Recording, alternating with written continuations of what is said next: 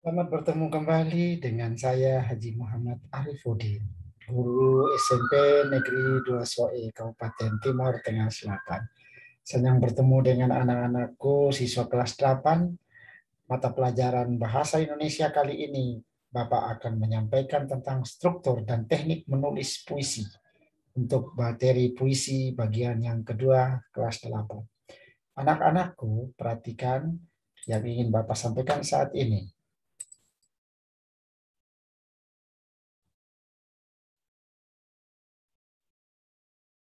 Oke, Bapak ingin menyampaikan tentang bagaimana menulis sebuah puisi, struktur dan teknik menulis puisi. Anak-anakku, siswa kelas 8, SMP, MTS, di mana saja berada, setiap kali ketika kita melihat tentang struktur dan bagaimana menulis puisi, kita akan merasa, waduh, sulitnya menulis puisi. Sebenarnya struktur fisik puisi itu umumnya sesuatu yang langsung berhubungan dengan membangun puisi itu. Jadi puisi terbentuk dari struktur fisik dan struktur batin. Kalau struktur fisik merupakan struktur yang harus ada dalam puisi. Berikut adalah unsur dan struktur dari fisik puisi. Yang pertama adalah tipografi. Tipografi merupakan bentuk puisi seperti halaman yang tidak dipenuhi oleh kata, tapi kanan dan kiri serta pengaturan baris. Termasuk tidak selalu dimulai dengan huruf kapital dan diakhiri dengan tanda titik. Sehingga hal tersebut menentukan pemaknaan dari sebuah puisi. Ini yang disebut dengan tipografi. Yang berikut adalah diksi. Diksi adalah pemilihan kata yang dilakukan seorang penyair terhadap karya puisinya. Puisi merupakan karya sastra yang kata-katanya dapat mengungkapkan banyak makna. Oleh karena itu harus cermat memilih kata. Pemilihan kata ini sangat berkaitan dengan makna, urutan kata, dan keselarasan bunyi dari puisi. Yang berikut adalah gaya bahasa. Nah, gaya bahasa anak-anakku yang biasa disebut dengan majas adalah penggunaan bahasa yang sering menghidupkan atau memberikan efek dan konotasi tertentu. Majas biasanya dipakai dalam puisi yaitu majas personifikasi, majas metafora, majas repetisi, majas pleonasme, dan banyak lain sebagainya. Yang berikut adalah imaji. Imaji yaitu susunan kata yang melibatkan penggunaan alam indera. Jadi alat indera ini seperti indera penglihatan, indera penciuman, indera pendengaran. Ketika ku tatap wajah ini, indera penglihatan, bau harum tubuhmu menyengat jantungku, itu juga indera penciuman, indera pendengaran, sayup-sayup terdengar, dan indera-indera lainnya, pengecap, ketika ku kecup buayan tangan ini, dan sebagainya. Ini sudah penggunaan imaji. Bertujuan agar para pembaca dapat membayangkan, berimajinasi apa yang dirasakan oleh penyair. Yang berikut adalah kata konkret. Kata konkret adalah kata yang memungkinkan untuk memunculkan imaji karena ditangkap oleh indera manusia. Kata ini biasanya berhubungan dengan kiasan atau lambang. Selanjutnya adalah rima atau irama. Rima atau irama adalah persamaan bunyi puisi baik di awal, di tengah, maupun di akhir puisi. Irama atau rima sangat penting ditonjolkan dalam pembacaan puisi karena terkait dengan panjang, pendek, tinggi, rendah, serta keras dan lemahnya bunyi. Itu tentang rima. Sedangkan struktur batin puisi, tadi kita bahas tentang struktur fisik. Struktur batin puisi adalah makna yang terdalam dari sebuah puisi. Yang pertama adalah tema, batinnya. Puisi harus memiliki makna yang jelas. Apabila tidak memiliki tema, maka puisi tidak bisa ditangkap maknanya. Oleh karena itu, tema adalah unsur yang paling penting dalam menciptakan puisi. Tema itu artinya teme. Teme itu dari bahasa Itali, tempat meletakkan suatu perangkat. Jadi tema memiliki makna yang ditempatkan pada suatu bagian yang sangat penting dari sebuah puisi. Yang berikut adalah rasa. Rasa adalah sikap dari penyair yang dituangkan dalam karya sastranya. Tema dan rasa saling berkaitan erat dalam mengungkapkan latar belakang penyair. Selanjutnya adalah nada. Nada merupakan salah satu unsur yang berhubungan dengan tema dan rasa. Unsur ini merupakan sikap yang diberikan oleh penyair terhadap pembacanya.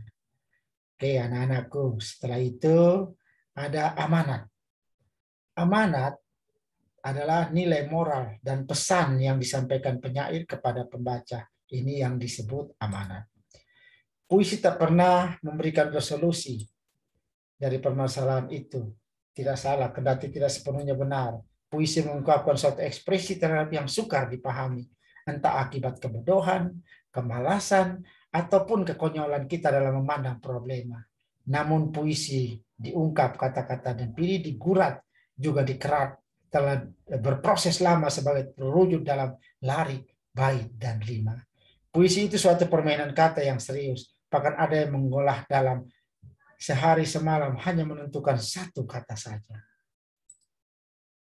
Manfaat menulis puisi. Sebagai alat mengungkapkan diri, yang kedua adalah sebagai alat untuk memahami secara lebih jelas dan mendalam ide-ide yang ditulisnya. Yang ketiga sebagai alat untuk meningkatkan kesadaran diri terhadap lingkungan. Ini manfaat dari puisi. Selanjutnya masih ada lagi sebagai alat untuk melibatkan diri secara aktif dalam kegiatan bersastra, sebagai alat untuk mengembangkan kemampuan keterampilan menggunakan bahasa sebagai media komunikasi, dan meningkatkan inisiatif penulis. Selanjutnya adalah bagaimana langkah menulis puisi. Untuk menuliskan puisi, tentukan dulu tema. Tema ditentukan. Temanya apa? Tema tentang masalah sosial, tema tentang keagamaan, tema tentang kesedihan. Jadi penentuan pencarian ide dalam penulis sebuah puisi merupakan tahap persiapan dan usaha. Ketika hati seorang bergerak untuk menulis puisi, maka dia harus berusaha mencari ide yang akan dituangkan dalam puisinya. Yang namanya ide selalu datang dengan tiba-tiba. Ide berkaitan dengan masalah sosial, keagamaan, itu sudah menyerut tema, kesedihan, dan lain-lain. Bagi orang yang sudah terbiasa menulis puisi, ide yang akan ditulis dalam puisi biasanya muncul secara tiba-tiba ketika melihat atau mengamati lingkungan sekitarnya. Ide puisi dapat juga dicari dengan sengaja pada lingkungan kita, terutama mereka yang baru berlatih. Informasi dan pengalaman harus dikumpulkan untuk menguatkan ide yang ditentukan. Yang berikut adalah tadi pertama tema, yang kedua mengendapkan ide. Setelah ide diperoleh, penulis harus berjuang untuk mewujudkan dengan bentuk puisi. Pada tahap ini, biasanya penulis merenungkan untuk mengolah kepercayaan ide yang dapat dengan pengalaman batin. Misalnya dengan menulis puisi anak penjual koran. Anda dapat merenung bagaimana jika Anda menjadi seorang penjual koran, atau penjual daging, atau penjual es keliling. Ini juga bisa diendapkan sebagai ide. Yang berikut mewujudkan ide menjadi puisi. Untuk mewujudkan satu ide menjadi sebuah puisi dibutuhkan keterampilan berbahasa, karena bahasa yang digunakan sebagai media ekspresi dari puisi. Kreativitas untuk memilih diksi yang majas ditantang pada tahap ini. Anak-anak harus mampu menentukan kata-kata yang tepat untuk ekspresi puisi.